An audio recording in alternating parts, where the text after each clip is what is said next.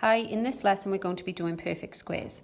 Now, perfect squares are squared numbers, and this lesson is about identifying whether or not numbers are these perfect squares. So if, for example, you can do the square root of a number and you get a whole number as an answer, it is a perfect square. But if you did the square root of a number and you get a decimal answer, then it is not a perfect square. Now, for example, you already know some squared numbers and therefore know that they're perfect. So 25 is a perfect square because we know that that's 5 squared. Another one is 100. Okay, that's a perfect square because we know that 100 is 10 squared.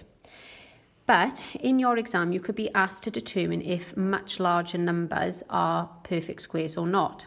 So, for example, you could be asked to find if 3,600 is, and our second example, 375. Now, we can use prime factor trees again to determine if numbers are perfect squares or not. Now, I'm going to tell you now at the start that 3,600 is a perfect square and 375 isn't. Okay, if we have a little look, when you do the square root of 3,600,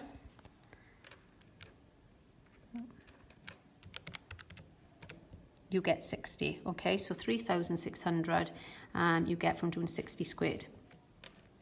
When I do the square root of 375, I get 19.36 and so on. So that is not a perfect square because we have a decimal answer when we do its square root. Now, if you don't have a calculator in the exam though, we're going to have to use your prime factor trees. Now, when something is a perfect square, what you will find is that when you get to the end and you write all your prime factors down in index form, for it to be a perfect square, every single indice involved or power involved will be even. If there is any odd power involved, then it is no longer a perfect square. And I'm going to prove that now with these two numbers because I've just showed you that this definitely is a squared number and 375 isn't. So let's do the prime factor tree for 3,600. So I'm going to break this down into 36 times 100. Okay, neither are prime, so I keep going. 36 I'm going to break down into 6 times 6. Keep going with both. And I'm going to do 3 times 2 and then 3 times 2 again. And stop and circle those because they are all prime. Going back to the 100, I'm going to do 2 times 50. Keep going with the 50, I circled 2 because that's prime. I'll do 5 times 10. Stop and circle the 5 because that's prime. Keep going with the 10 though, and that breaks down to 2 times 5 and stop there because they're both prime. Okay, so I take my list of prime factors now. So I've got 1, 2, 3, 4. 4 2s. 1, 2, 2 3s. And 2 5s. Oh, sorry. Okay, and then when I shorten that and use powers, I get 2 to the power of 4 times 3 squared times 5 squared. Okay, so you can see that every power involved is even. And if that's the case, then you can say it is a perfect square. And in the exam, it could be that you are asked to do the prime factor tree for 3,600 in part A, and then in part B, they might just say to you, is 3,600 a perfect square?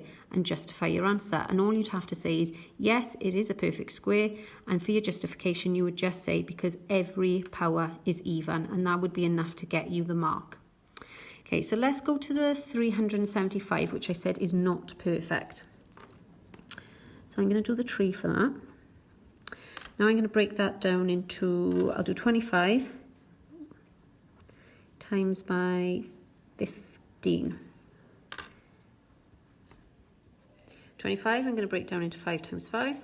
Stop and circle both of those. And then for 15 I'm going to break down into 3 times 5 and stop, circle both of those because they're prime. So that's it, done in 2 steps. So again, write a list of your prime factors.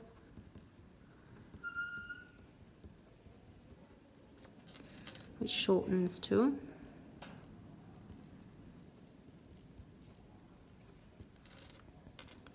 Okay, so you can see there, okay, there's an odd power here, and even though we don't tend to write it in, there is a 1 there, so there's an odd power there.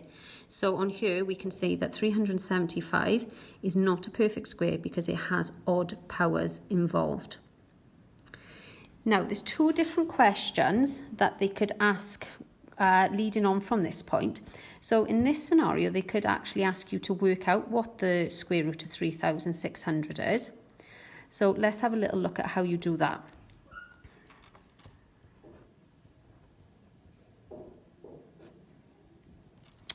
So to work out what the square root of 3,600 is, you go back to this sort of longer list and you almost pair up your prime factors. So that 2 can pair with that 2, this 2 pairs with that 2, this 3 with this 3, and then those 5s will pair up. And you take one number from each pair. So I take a 2 from this pair, and I times it with a 2 from that pair, then a 3 from that pair, and then a 5 from that pair.